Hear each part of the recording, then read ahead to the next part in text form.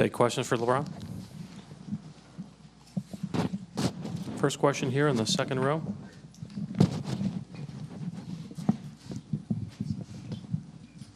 Hey, LeBron. Phil Barber, Santa Rosa Press, Democrat. The core of this Cavs team has remained consistent the last few years, but you've got a lot of new teammates on this team from a few months ago. Are you confident that your teammates can mentally reset after this tough loss and be where they need to be for Game 4?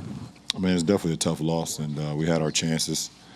But we have another opportunity on Friday, to win on our home floor. Well, we've been, pretty good, throughout the postseason, so that's a good thing for us that we have an opportunity to, extend the series. But we got to come out and we got to play for 48 minutes. We know this team that we're going against are, the best. First of all, the best third quarter team in the NBA, and once again they showed that tonight by outscoring us by 8 after we had a lead at halftime. So we have to be dialed in and play like we did the first half and in the fourth quarter tonight. Robert in the middle. Robert Littau, BSO. You twisted your ankle pretty badly there in the first half. How is that feeling? And Kevin Love was just in here, and he talked about the margin of error being so small with the Warriors, especially in Game 1 and Game 3. But how does that give you guys confidence going forward, knowing that how close you actually were to winning those games? I mean, to answer your second question first, the margin of error is very low. I mean, you can't. It's almost like, playing the Patriots. You just can't have mistakes. They're not going to beat themselves. So, when you're able to either force a miscue on them, you have to be able to capitalize, and then you have to be so in tune and razor sharp and focused every single possession. You can't have miscommunication. You can't have laws. You can't have my faults or my bads and things like that, because they're going to make you pay. And when they make you pay, it's a 3-0 or 6-0 or 9-0 run, and it's, and it comes in bunches. So, the room for error is just, you just can't have it. And we know throughout the course of a 48-minute game, there are going to be plays where, it was a miscue there or it was a miscue there. But, for the most part, throughout 48 minutes, you just can't have a bunch of those, especially against this team. To answer your first question, yeah, I twisted it pretty good, but I'll be in the lineup on Friday. Joe here in the front. LeBron, two questions, and both are bigger picture. First, now that you've been in this series with Durant and the Warriors now twice, can you articulate just how Durant has changed the complexion of this series and rivalry? Oh, well, I mean, guys, you guys asked me what's the difference between the Warriors. You guys asked me this last year. What was the difference between the Warriors the previous year and this year? What was my answer? All right, there it is. Kevin Durant was my answer. He's one of the best players that I've ever played against, that this league has ever seen. His ability to handle the ball, shoot the ball, make plays at his length, at his size, at his speed. So there it is. And then the other one, I understand you guys are down 3-0, but you've been very close twice, and they almost lost in the Western Finals. And so the question is, are they at all maybe more vulnerable than you thought they were earlier in the year, mid-year, something like that? At the end of the day, if you want to compete for a championship or win a championship, you got to go through the champion.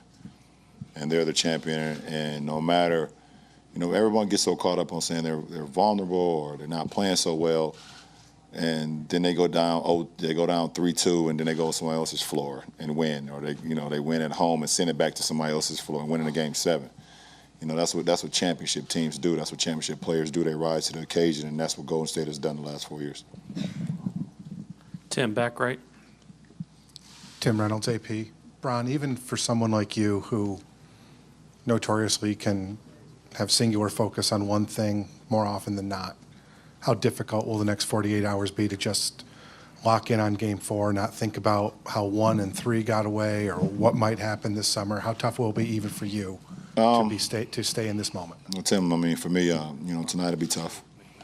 Tomorrow I'll replay some plays and some moments and things of that nature.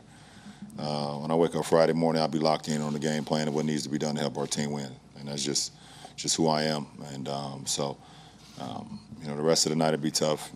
Not sure what time I end up getting to bed. Tomorrow we come in, we watch some film, so it'll replay in my mind, throughout the day. But Friday morning when I wake up, I'll be locked in and ready for Game 4.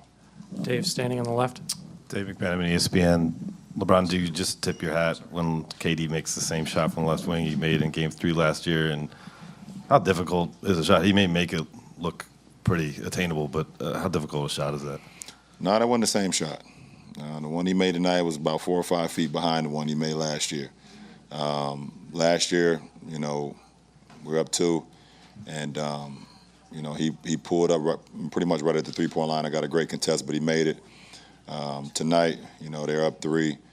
He come off a pick and roll, and he just stopped behind it, pour about 4 or 5 feet behind the three-point line. So, you know, same wing, different location, but you definitely tip your hat. I mean, that's what he does. He's a scorer. You know, he's an assassin, and that was one of those assassin plays right there. Ray Jeske, ESPN 990. Last game, Steph goes off, an NBA Finals record 9 threes. This time you hold him to 1 of 10, and another guy goes off. Defensively, what can you do to stop enough of them to a degree that you can have more points than they at the end of the game? And also, would you speak to Rodney Hood's contributions tonight? That's the challenge right there. That's the challenge, and you know, and that's why they've you know, retooled this team. Went out and got KD to where there's really not much pressure on, you know, I want to say any of them to score, but if one of them have a bad game, then they got 3 or 4 guys that can actually pick up, you know, the load. You know, and as you've seen, you know, with KD picking it up today, you know, and Steph picking up in Game 2, they all have the ability to, you know, and we can't ever forget about Klay as a guy who scored 40 in a quarter before. So that's the luxury of having guys like that you can always, any given moment, to kind of, you know, go off for a game. And even though we held Steph, you know, to 1 3 tonight, the one he made was huge, huge. And so, you know, we got to continue to, you know, just, you know, grind and defend as we did tonight. I mean, out of their 9 threes made, KD had 6 of them. You know, they were 9 for 36. You know, and that's, you know, pretty dang on good. You know, holding that team, you know, to that shooting from the three-point line. But we got to do a little bit, you know, add a little bit more and keep grinding. To your second question, I thought Rodney Hood was Rodney Hood tonight. That's his. That was Rodney Hood, man, and you know, he was just aggressive from the beginning when he got in the game. Even though he missed his first 3, he had a wide open shot, but he just continued to push and push, and you know, his athleticism and his length and his touch around the rim. You know, it was I think more than just what he did for the team. I think for himself, I think that was just a huge moment for himself, and that was good to see. That was great to see, actually. Last 2, Mark, and then Chris here in the third row. LeBron, Mark Schwartz, ESPN. Knowing that you have that tremendous recall of moments in games, can you describe what was in your mind both tonight and last year when Kevin Durant launched that shot from the wing? I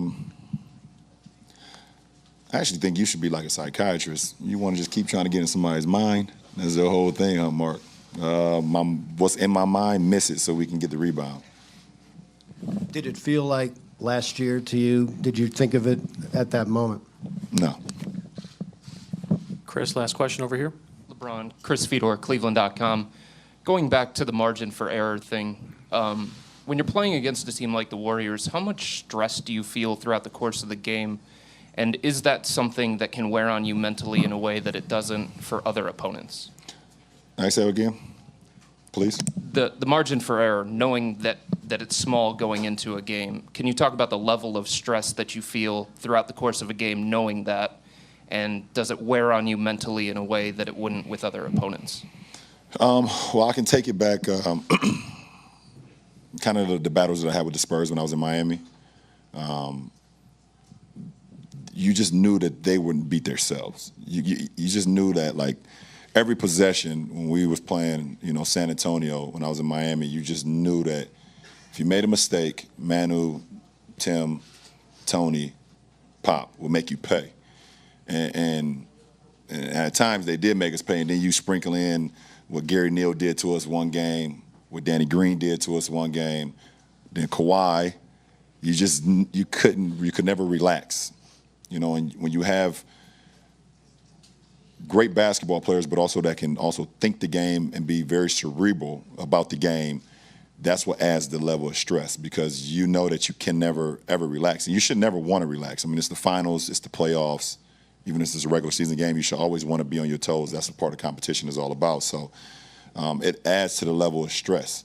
So when you have, Timmy D and Manu and Kawhi and Manu, and now you have Draymond and Clay, Steph, and KD, and then you sprinkle in Iguodala and Livingston and all those guys as well, it adds a level of stress, because you know that you can never relax, and if you relax, they make you pay, and making you pay could cost you a game, so it's tough, but it's all part of the competition, which I love, and which I continue to lace them up every night. So, but hopefully I got your answer for you. Thanks. Appreciate it. Thank you, LeBron.